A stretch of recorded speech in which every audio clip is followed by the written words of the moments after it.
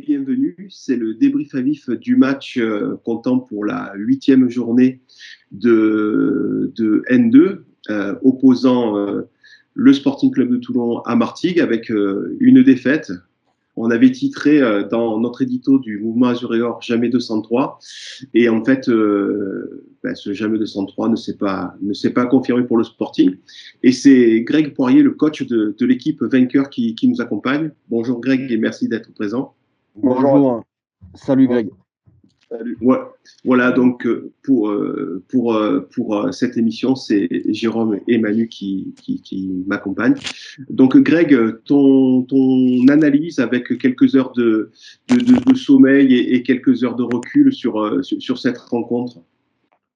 C'était une première mi-temps tactique avec un peu un round d'observation. On savait que Toulon avait gagné ses 2 derniers matchs en étant disciplinés et regroupés tactiquement, mais qu'ils avaient eu un peu moins la possession. Donc, quand ils avaient le ballon, nous aussi, on avait besoin aussi de se rassurer par de la solidité. On sait qu'aujourd'hui, c'est un ingrédient fondamental en N2. Donc, pour avoir eu de la malchance à Monaco, alors qu'on avait fait le match qu'il fallait, et notamment un arbitrage très particulier, on a voulu garder ça, mais on savait qu'on allait avoir une autre adversité avec l'ambition de Toulon et les qualités qu'on connaît.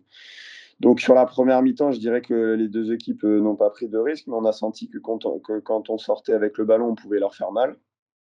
Après, on a eu un premier quart d'heure où on a quand même subi un petit peu. Et voilà, forcément, ce premier but, ça rend les choses différentes. Ça, on le sait à chaque match. Donc après, c'était à eux de faire le jeu, à eux de venir nous chercher. Et sur la deuxième mi-temps, on a continué à garder cette solidité et à gérer, je dirais, les moments clés, comme la reprise de la mi-temps. On a eu 1 ou 2 situations chaudes aussi où notre gardien a fait ce qu'il fallait, mais je pense... J'espère être objectif, qu'on ne l'a pas volé non plus. On est sorti plusieurs fois, on leur a fait mal. On a eu des situations dangereuses aussi. Et on aurait même pu aussi en marquer un autre. Mais on va dire que sur l'ensemble, on a été solide et on a su contrecarrer les plans de Toulon. Parce que je pense, pour bien connaître le coach, qui ne voulait pas se satisfaire des 2 victoires et du bloc discipliné, il voulait aussi avoir un peu plus de lien dans le jeu. Et voilà, on sait que parfois c'est dur en N2 d'avoir cette maîtrise à domicile pour pouvoir forcer le verrou. Et nous, on était prêts à justement à bien être solide, comme j'ai pu dire, par un bloc compact. Ouais, finalement, pour l'heure, les clubs varois te réussissent. Hein. Tu es allé gagner à 10 contre 11 hier. Hier soir, c'est le Sporting qui tombe. Je suppose que c'est une victoire qui est rassurante et bonne pour le mental. Après ces 2 échecs que tu évoquais, nous, on avait justement titré Jamais 203 parce qu'on se disait jamais 203 pour le Sporting en termes de victoire ou de clean sheet et jamais 203 pour une éventuelle défaite de Martigues. Ouais, on est tous à la recherche de séries positives et quand on est dans une addition de 2 matchs négatifs, c'est vrai que quand on est dans des clubs qui veulent montrer un bon visage et faire un bon championnat, on a envie de se sortir de ces séries-là. Mais chaque match de N2 est différent. Quand on regarde le début de saison, on se dit hier et Toulon, ça va être très très dur d'aller gagner eux et on gagne chez eux. Et après, on a du mal à domicile. Alors on sait qu'on n'a pas encore notre stade. Et on va beaucoup compter sur notre réception. Voilà, je ne veux pas vous embêter trop longtemps avec les problématiques de Martigues. Non, il n'y a pas de souci. Hein, on aime bien savoir. La problématique, nous, c'est plus à domicile. Alors, il y a eu cette défaite contre Monaco, mais encore une fois, c'était incroyable. J'avais jamais vu ça, un scénario comme ça. Karim m'en a parlé hier soir, Tilly, de ce match. L'arbitre l'a reconnu de lui-même, donc même si ça change rien au score, ça permet de se dire on va quand même mettre de la continuité dans certaines choses. Et puis en même temps, les défaites ont le mérite de vouloir aller chercher des axes d'amélioration. Donc on s'en est servi aussi pour chercher d'autres choses. Mais aujourd'hui, nous, notre problématique à Martigues, c'est de faire la différence à domicile. On a fait des bons matchs à Grasse aussi, même si on n'avait pas gagné, on a fait un gros match nul. Et c'est vrai qu'à hier et à Toulon, qui sont 2 grosses écuries, on a fait des bonnes performances. Jérôme, toi, Non, vas-y. Non, je voulais simplement avoir le regard de Jérôme sur la rencontre, puisque c'est toi qui a écrit le fameux avant-match du site du mouvement Azur et Or. Donc, je voulais avoir ton ressenti entre ce que tu as écrit et ce que tu as vécu à travers cette rencontre. Un résultat à la hauteur de notre déception, et puis pas attendu, on va pas aller jusque-là, mais on était méfiants, on avait battu que des équipes réserves composées de jeunes joueurs, on s'est retrouvé confronté à des joueurs beaucoup plus chevronnés, et on a vu que quand techniquement on est en difficulté, l'impact physique et en face, quand il y a du répondant au niveau physique, t'as plus trop de leviers sur lesquels appuyer pour faire la différence. Et on se rend compte aussi qu'on revient avec nos lacunes. Lacunes, vieilles mauvaises habitudes, où à partir du moment où tu es mené au score, il y a une forme de panique où tu commences à plus passer par de phases de transition, à balancer le ballon systématiquement devant, à des ballons aériens où il faut gagner les duels, et face à des gamins de 19 ans qui arrivent, face à des joueurs chevronnés comme Martigues, où les mecs physiquement ils sont présents, tu les gagnes pas forcément ces duels, et puis tu galères pour te créer des occasions. Moi, le mot qui me vient à l'esprit, c'est inoffensif sur cette rencontre. Pour moi, on mérite rien. On n'a jamais mis en danger cette équipe martégalle, quasiment. On a peut-être eu une ou deux occasions, une à la première minute, pas trois. Voilà. Mais sinon, on mérite rien. La victoire martégalle, elle souffre d'aucune contestation. C'est eux qui ont eu les meilleures occasions, même s'ils ont même pas fermé le jeu. On va dire qu'ils nous ont attendus, mais ils n'ont pas fermé le jeu à proprement parler. À chaque opportunité, ils l'ont saisi. Et 1-0, je trouve que c'est même flatteur pour nous, quoi. Tu nous disais, Greg, c'est un peu sévère, mais... Tu nous disais, Greg, avant qu'on démarre, que tu connaissais le coach Batelli, puisque tu avais été sous ses ordres à Amiens, et puis c'est lui qui t'avait formé à Clairefontaine. Est-ce que par rapport à sa philosophie de jeu, ce qu'il a pu t'enseigner, que ce soit à travers le coaching ou à travers la formation à Clairefontaine, tu as retrouvé quelque chose lié à sa philosophie de jeu dans ce que tu as pu percevoir de Toulon hier soir. Dans ma préparation mentale, j'y ai beaucoup pensé. Déjà, je voudrais lui faire un clin d'œil. C'est quelqu'un pour qui je suis beaucoup reconnaissant. Parce que en tant que formateur, c'est quelqu'un dans la méthodologie d'entraînement qui m'a beaucoup appris. Après, ça m'a servi, on va dire, en tant qu'ancien joueur de Ludovic Batelli. Là, je parle plus du formateur qu'il a été quand j'ai été entraîneur à Clairefontaine. Mais quand j'étais joueur, oui, il y a toujours une ou deux choses à laquelle on pense. Après, ça reste les joueurs qui jouent, donc voilà. Mais on va dire que j'y ai pensé avant le match. Après, ça m'a fait plaisir de le voir. C'est quelqu'un pour qui j'ai beaucoup de respect, comme j'ai dit. Donc voilà. Après, oui, dans l'approche mentale, c'était mon premier match en tant qu'entraîneur contre lui. C'est toujours un moment particulier. Alors ici, on le sait pas parce que je l'ai côtoyé à Amiens et à Clairefontaine. Mais c'est sûr qu'entre nous, voilà, c'est quelqu'un. Il y a une relation forcément particulière parce que je suis un de ses anciens joueurs. J'avais connu une grave blessure à Amiens et il était là. C'est quelqu'un qui a une sensibilité humaine et il avait eu la même blessure aussi. Donc, et puis en plus, en tant que formateur, pour moi, il m'a beaucoup aidé. Après, on a toujours un héritage de tous les coachs qu'on a. Et forcément, je me rappelais on va dire des entraînements et de son approche de footballistique avant les matchs. D'accord. Manu, tu semblais un poil en désaccord avec l'analyse de Jérôme. Oui, parce que non, moi, si je regarde, moi, ce match, il me donne l'impression de deux équipes assez identiques sur pas mal de points.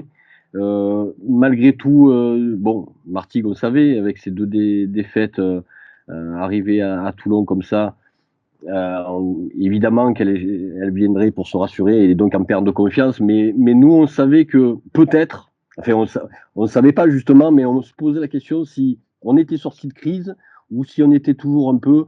Et je pense qu'on a eu un peu la réponse hier. Et en fait, on a eu droit à un match entre deux équipes assez semblables et où, justement, c'est un CSC le but. Et moi, j'ai quand même le sentiment que, voilà, sans ce CSC, ça paraît un peu mathématique comme ça de le dire, mais c'est un sentiment plus profond que j'ai. C'est que, voilà, sans ce CSC, ce match aurait eu de grandes chances de finir par 0-0 entre deux équipes qui qui n'aiment pas avoir le ballon parce que on voit bien que Toulon, quand on a la possession, ben on est très embêté. Et bon, Martigues, avec ses seulement, hormis hier, 3 buts, mais avec hier 4 buts, donc ce CSC, ça c'est une question à Greg que je vais poser. C'est difficile d'exister dans un championnat quand on marque aussi peu, et est-ce qu'il a une explication par rapport à ça, même si évidemment je suppose que des explications il y en a en même temps beaucoup, et des fois c'est assez inexplicable aussi. Je vais essayer d'être assez synthétique, mais même si le foot n'est pas une science exacte, mais je pense que sûrement pas, non. Dans ce que tu as dit, oui, on a 2-3 axes d'amélioration dans le système de jeu qu'on a mis. Il y a 1 ou 2 choses qu'on doit améliorer à un poste particulier. Et puis après, une des défaillances qu'on a depuis le début de l'année, c'est notre efficacité dans les temps forts. Et hier, vraiment, c'est le premier match où, avec aussi peu d'occasions, on en a quand même 3 ou 4 quand même, mais assez peu, et on arrive quand même à mettre un but sur coup de pied. Donc ça, c'est un peu, on va dire que la réussite a tourné. Et tant mieux pour nous, parce qu'on avait eu beaucoup, beaucoup de matchs où on a eu beaucoup de situations. C'est la première fois en tant que coach où j'ai autant d'opportunités. Et malheureusement, contre le La Duchère, on perd 3-0, mais on a 3 ou 4 occasions franches avant de prendre un but. Et après, ben voilà, on se frustre, etc. Monaco, on a eu beaucoup, beaucoup de situations. Grasse, c'était un match fermé. Louan, pareil, on avait fait plutôt un non-match. Mais sinon, oui, je pense qu'on a. Voilà. Après, en termes de possession, on a quand même plus de possession que tout le monde depuis le début de l'année, je pense. Mais alors, justement, hein, c'était ma deuxième question, c'est que j'ai quand même l'impression qu'en ce moment, je ne sais pas si c'est en ce moment d'ailleurs, mais ça s'amplifie, j'ai envie de dire un phénomène qui s'amplifie. J'ai l'impression, c'est-à-dire que c'est l'équipe qui a le plus de la possession qui, à la fin, la plupart du temps, perd. Hein. C'est quasiment mathématique déjà si on regarde nous, et je pense que ça doit être le cas sur beaucoup d'équipes où voilà, ce football de transition, surtout dans cette poule de N2, peut-être même du Sud, fait que, voilà, jouer en contre, laisser une équipe évoluer avec la possession et évoluer en contre, et la meilleure recette. Et en fait, c'est un peu à qui perd gagne, c'est-à-dire c'est celui qui a le ballon qui finalement est pas en position de force quelque part, et alors que ça devrait être le cas, et c'est assez marrant, si on peut dire. Après, c'est un phénomène qui n'est pas du tout nouveau, hein. Ça fait un petit Non, bien sûr, bien sûr. J'ai l'impression qu'il s'amplifie. Moi. Mais oui, je sais pas, mais c'est peut-être un sentiment. En même temps, hier, on marque en première mi-temps, et c'est normal que quand il y a une équipe qui est devant au score, elle garde le score et l'autre garde le ballon pour trouver des solutions. Mais on va dire que de façon générale, malheureusement, en N2, les équipes qui sont. Mais c'est les possessions stériles, mais c'est tout le dosage et la difficulté. C'est qu'aujourd'hui, on veut des résultats immédiats. Et si vous voulez passer par la possession, c'est du temps. Il faut avoir des possessions stériles qui deviennent des possessions efficaces. Et ça, c'est du temps. Donc, on passe par des non-matchs, on passe par des occasions ratées, on passe par des matchs où vous dominez, mais vous ne marquez pas.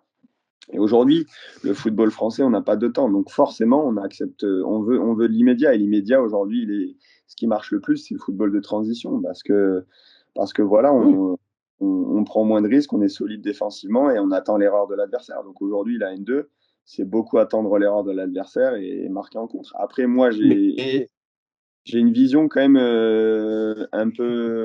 C'est plus subtil que ça et c'est plus complexe que ça, parce que on l'a vu hier, par exemple, Toulon, c'est très fort à l'extérieur et très fort contre les équipes jeunes, mais quand il a fallu faire le jeu contre nous, elles ont eu du mal. C'est là où je veux en venir. Mais ça va être un peu votre problème aussi, parce qu'à un moment donné, des équipes comme Toulon ou Martigues, qui ont des ambitions, qui ont des moyens, justement, doivent quand même proposer, savoir gagner ces matchs à domicile où ils auront la possession, et s'ils ne savent pas un minimum utiliser le ballon, ça va créer des problèmes, parce que bon, si tu es trop en difficulté chez toi et trop à l'aise à l'extérieur, mais finalement, à l'extérieur, ça reste à l'extérieur, donc c'est quand même pas facile de tout le temps y gagner. Par contre, si à domicile, on laisse échapper trop de points, ça va pas, et ça, c'est une capacité à quand même savoir savoir utiliser le ballon. Et je pense que Toulon et Martigues, en ça, sont quand même grandement en difficulté, je trouve. En tout cas, sur ces 7 premières journées, c'est ce qu'il apparaît quand même. Là, je suis complètement d'accord, je partage cet avis. Et nous, notre problématique, elle est là, c'est de pouvoir valider notre possession à la maison par un score positif et victoire, parce qu'à la maison, on se satisfait que des victoires. Mais après, bon, voilà, nous, on va profiter de Turcan, de retrouver Turcan. Et puis aussi, nous, c'était particulier. On a eu vraiment un moment difficile avec des blessures, et notamment Fouad Kadir et Walid Orinel. Et aujourd'hui, on le voit avec Fouad, même si j'aime pas ressortir plus un joueur que les autres, mais il nous amène cette force dans le fait de garder le ballon. Ouais, il a fait un bon match hier. Hein. Pour son premier match, il n'avait pas joué de c'est quand même énorme ce qu'il a fait comme prestation, et ça donne de la force à l'équipe. Et je compte bien sur le retour à Turcan et sur ces joueurs-là pour nous donner cette force dans l'aspect technique et gagner les matchs à domicile. Donc, je laisse les autres, mais la pelouse est prête, ça y est, parce que c'est vrai qu'elle était dans un sale état, là. Hein. Ouais, après, c'est de la mal. Enfin, c'est de la malchance.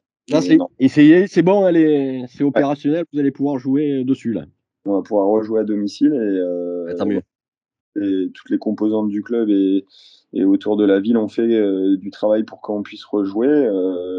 Je pense que mes dirigeants sont conscients, et on fait tout un travail pour qu'on puisse rejouer à Turcan.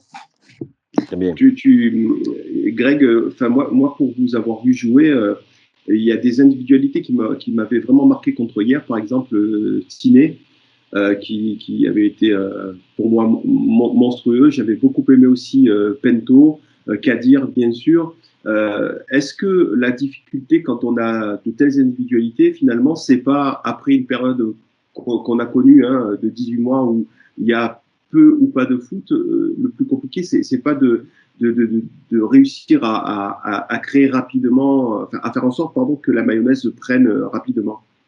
Si, c'est une problématique de coach. Et forcément, quand vous avez plein de nouveaux joueurs, on le voit, les recrues sur le début de championnat ont un peu plus de mal que les joueurs qui étaient déjà l'année dernière. Mais ça, c'est pas nouveau, c'est pas propre à Martigues, c'est quelque chose. Bien sûr.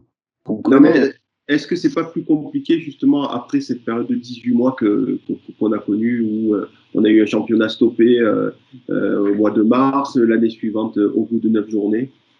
Est-ce que c'est pas plus compliqué de remettre les gens dans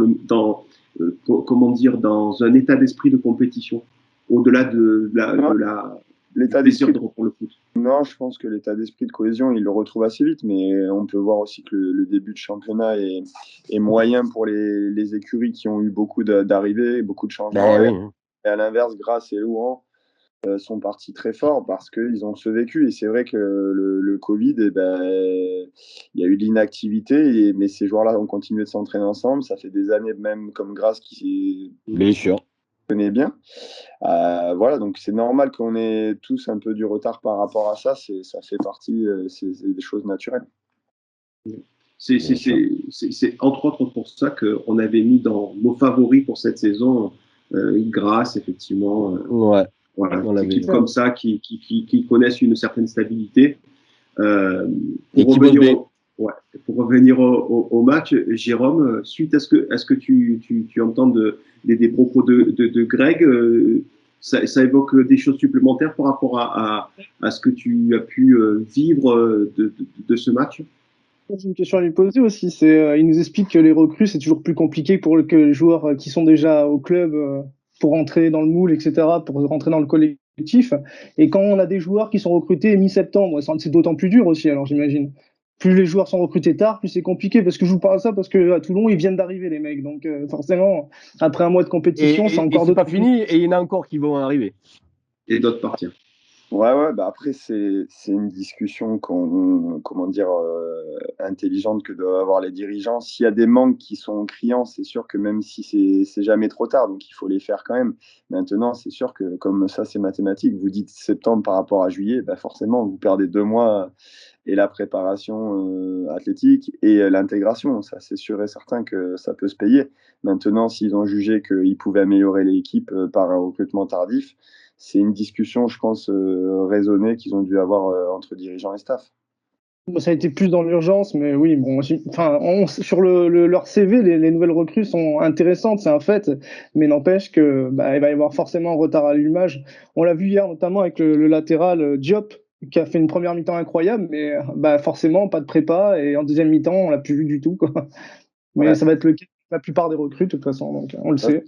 C'est vrai qu'il y a l'aspect physiologique et athlétique aussi, où quand les joueurs arrivent sur le tard, ça peut être compliqué. Et nous, on le voit, on a eu beaucoup de défaillances athlétiques, des joueurs pas prêts physiquement, qui revenaient de blessures, de Covid. Mais je pense que chaque club, ça finit par s'équilibrer. Mais c'est sûr que quand on est dans le dur, eh ben, on a du mal à l'accepter et à le vivre. Mais c'est vrai que nous, on a eu beaucoup aussi d'absence sur la prépa et ça se paye parce qu'après, c'est dur. Par exemple, nous, notre premier match, il a été remis.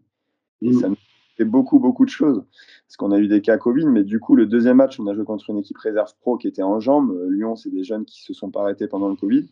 Et ben la première heure, j'allais dire, on les tue, on prend le dessus et on doit gagner facilement. Et on finit la dernière demi-heure dans le dur et match nul. Et on part sur une spirale, match nul à la maison. Donc ça commence manque de confiance, etc. Et il faut enchaîner les matchs pour être en forme. Les joueurs, après cette période d'inactivité, en plus de la cohésion à trouver, il y a l'aspect athlétique et ça fait partie des problématiques de club et de coach, quoi, ça c'est sûr. Sinon, Hugo, Oui, non, Jérôme, tu voulais dire quelque chose? Manus qui a dit tout à l'heure qu'il n'était pas d'accord avec moi sur l'analyse du match. Moi, j'ai vu le match, je nous ai senti en danger bien plus que Martigues. Enfin, je ne nous ai jamais senti pouvoir égaliser. Oui, mais bon, Martigues, c'est de l'ordre pour moi de la feuille du papier, de papier, quoi. Bon, de l'épaisseur du trait. Non, j'ai pas trouvé quand même une différence. Moi, vraiment, hein, suis sur ça, c'est mon sentiment. J'avais vraiment l'impression de deux équipes très similaires sur bien des aspects qui s'affrontaient et bon, ça finit par tourner sur un coup du sort pour une, mais sans ce coup du sort, pour moi, voilà, le score du match était réglé et au-delà du fait que oui, ça le CSC, d'accord, c'est un peu mathématique ce que je dis, mais je le pense profondément. Je pense que c'était vraiment un match qui puait le 0-0 entre une équipe qui venait pour se rassurer et avec les 5 buts pris et les 2 défaites. Greg, il est arrivé dans ses petits souliers, forcément à Toulon. Et pour se rassurer, et nous, on sait bien que depuis le début de la saison, on avait toutes les chances d'avoir une configuration de possession et donc savoir jouer. Depuis le début de l'année, on ne sait pas le faire. Donc moi, ce match-là, il sentait quand même le match nul a priori. Et bon, ça n'avait pas été le cas, mais ça n'a fallu de peu. Moi, non, je reste sur mon idée je trouve que la victoire est pas volée, mais le match nul aurait été plus logique, mais peu importe. Sur le fond, ça change pas grand-chose. C'est heureux pour Greg qui va un peu souffler et il avait eu un peu Karim Tilly hier me parlait de ce match à Monaco où apparemment ils sont quand même bien fait voler. Voilà, ça va lui permettre de un peu souffler et voilà, peut-être en regagnant Francis Turcan, ça va aussi peut-être pas leur faire de mal. Et puis le retour de quelques joueurs. Et puis nous, de notre côté, le problème reste entier depuis ce début de saison où finalement on a eu une accalmie pendant 2 matchs contre des centres de formation, mais quand le niveau est quand il y a un peu plus d'impact physique, comme tu disais, Jérôme, en face. Bon, comme tu as dit, c'est un levier de moins sur lequel on ne peut plus actionner pour prendre le dessus sur l'adversaire et on ne le prend pas dans le jeu, on le sait, et c'est compliqué. Ouais. Si on peut parler coaching aussi, Nico, vite fait. Oui, bien sûr. Vas-y. Non, parce qu'on a eu des louanges auprès de Batelli par rapport à Batelli quand même. Hier, moi je trouve qu'au niveau offensif, à part Bamba, je trouvais que c'était assez maigre. Il me le remplace, je sais pas la raison, mais c'est vrai que c'était le meilleur devant. Ouais. C'est le premier mec qui sort, c'est le mec qui fout le way dans l'équipe adverse. C'est un truc que je comprends pas. Quoi. Il y a des trucs comme ça. On est de simples supporters, mais je sais pas, le seul mec qui arrive à mettre de danger sur la défense adverse, tu le sors. Enfin, je sais pas. Ça me paraît très incohérent. Ouais, voilà. il a choqué pas mal de monde ce remplacement. Il n'a pas été trop compris. Je sais pas s'il y a une explication, mais je t'ai eu demandé. Je pense que des joueurs qui sortent plus facilement que d'autres, je pense. Après, je dis ça, je dis rien. Et moi, ce qui me choque, ce qui me surprend, c'est pourquoi on s'entête, on titularise pratiquement automatiquement Diallo. Bon, justement, t'as un Belkacem qui peut jouer dans l'axe, t'as un Bamba qui peut jouer dans l'axe, sur les côtés. Enfin bon, je sais, il y a un Bouzidi qui a disparu. Diallo, on voit bien que c'est pas terrible. Bon, mais il est aligné titulaire. Je comprends pas. Hier, ça aurait mérité de voir un peu d'autres joueurs. Faut essayer un peu tout le monde et puis on voit bien. Puis alors, ça une petite parenthèse. On me reproche d'être critique, etc., sur des joueurs, tout ça. Il y a les mêmes critiques à l'intérieur même du club et au plus haut niveau sur ce que je dis. Donc, ça me fait doucement rire. Hein. C'était une petite parenthèse. Tu as dit sur Diallo, on peut le dire pour Delgado aussi. Il n'y a personne d'indéboulonnable. Oui, aussi. Pourquoi Delgado, il enchaîne les matchs? Je pense que si tu le fais souffler, même pour lui, c'est pas mauvais hein, d'un peu souffler, surtout quand tu es un peu un père de confiance. Enfin, bon, d'ailleurs, pas besoin d'attendre là. Hein, bon, je sais pas. C'est vrai que non, mais bien sûr, Delgado, il y a beaucoup de joueurs qu'on aurait pu. Enfin, il y avait autre chose à faire. Hein, moi, Belkacem dans l'axe, ça peut le faire. Hein, c'est pas obligé de le mettre sur le côté. Il y a plein de choses à faire. Je le dis, Bouzidi, il a disparu. Il avait fait d'entrée plutôt pas trop mal. Pourquoi pas le faire un petit peu jouer. Enfin, il y a encore quelques solutions. Hein, je sais pas. Donc, ouais. Bon. Greg, par rapport à ce que disent mes deux collègues par rapport au coaching, mais aussi et surtout à l'entêtement d'un coach à maintenir des joueurs qui peut-être devraient souffler ou ne performent pas autant que ce qu'on espère. Est-ce que toi, avec ton expérience, c'est ce qu'on peut vivre comme en tant que supporter comme un entêtement? Est-ce que c'est pas plutôt de l'ordre de la conviction ou autre chose, je sais pas, essayer de donner de la confiance supplémentaire, je sais pas. Ouais, il y a plein de notions. La confiance, ça va aussi avec le fait de mettre de la continuité. Il y a l'aspect athlétique où on est obligé de mettre de la continuité. Après, il faut être à l'intérieur des choses. Je vais pas Oui, non, mais bien sûr. juger les choix de Ludo Batelli. C'est vrai qu'il y a des convictions, il y a une sensibilité, il y a une approche tactique qu'on recherche. Après, c'est vrai que quand ça va pas. Mais il y a plein de choses. C'est comme je dis souvent, c'est tellement multifactoriel. Peut-être que le joueur Bien aussi. sûr. C'est vrai que Bamba, je vais pas juger les choix, mais il nous faisait du mal hier. Après, ce qu'on sait pas, par exemple, c'est peut-être qu'il a quelque chose ou qu'il fallait le gérer comme ça ou qu'il y avait une recherche tactique derrière. Et après, c'est sûr que quand ça marche pas, on tombe sur les coachs. Mais voilà,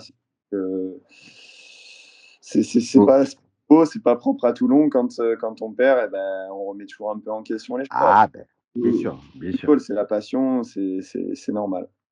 J'avais une question parce qu'il va bientôt être l'heure de conclure l'émission.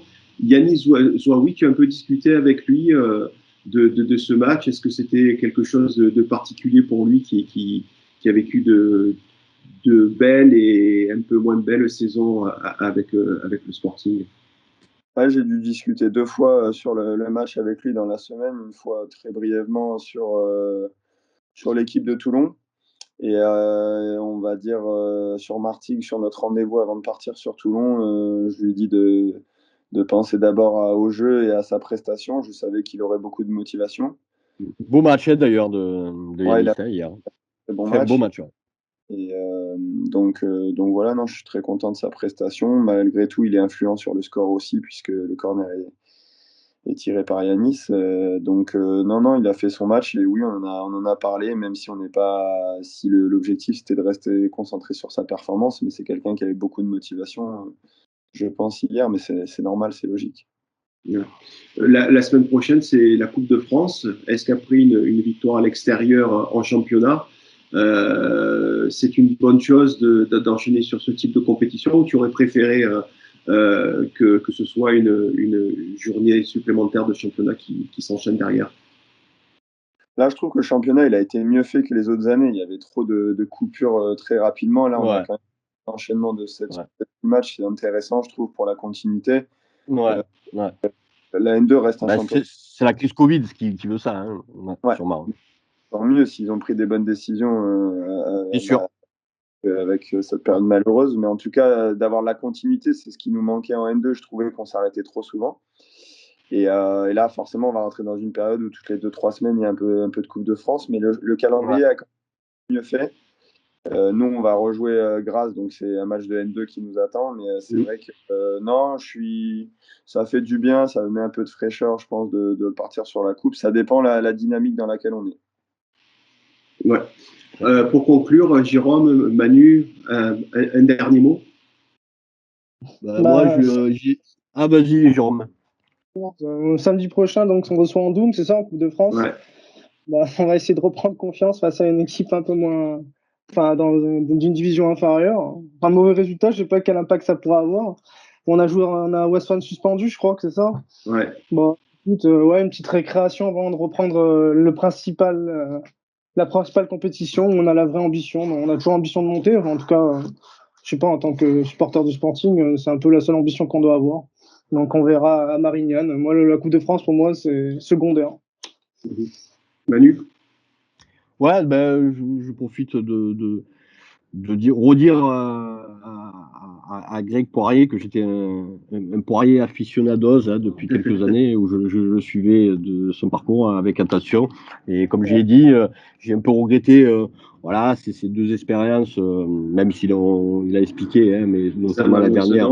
La dernière qui a été trop brève pour être réellement jugée, mais voilà, il y a eu un petit coup d'arrêt, on va dire, entre guillemets, en tout cas, de sa progression de coach, et je suis content qu'il soit revenu dans le Sud, et moi, à titre personnel, c'est un coach que j'aime bien et que je vais suivre avec attention du côté de Martigues, en espérant qu'il puisse la poursuivre un minimum, parce qu'on sait très bien que voilà, hein, dans ce métier ce métier d'entraîneur est très difficile, et sinon à titre pour parler Sporting, voilà, un des anciens clubs de Greg avec Franck Préhoux, une équipe qu'il faudra faire attention parce qu'il y a pas mal de vieux briscards là-dedans, donc ça peut être un petit traquenard, même si j'aime pas trop le terme, mais bon, voilà, il faudra un match sérieux pour passer, parce que si tel n'était pas le cas, ça serait compliqué pour la suite, et ça va nous permettre aussi un petit big up. Je pense que enfin Flo va garder les cages toulonnaises, et ça va faire plaisir à beaucoup de monde, supporters et dans le club, hein, faut le dire. Ouais, tout à fait. Ouais. Et Greg, un dernier mot avant que je ne conclue. En tout cas, je te remercie pour le discours que tu viens de donner et ton soutien. Après, je vous souhaite une bonne saison et une qualification contre Andoum. Et voilà, ça a été un plaisir, et j'espère pour ma part qu'on va continuer par des victoires, tout simplement. Merci Greg. Merci à toutes celles et ceux qui nous ont suivis, et puis à très bientôt. Merci, au revoir.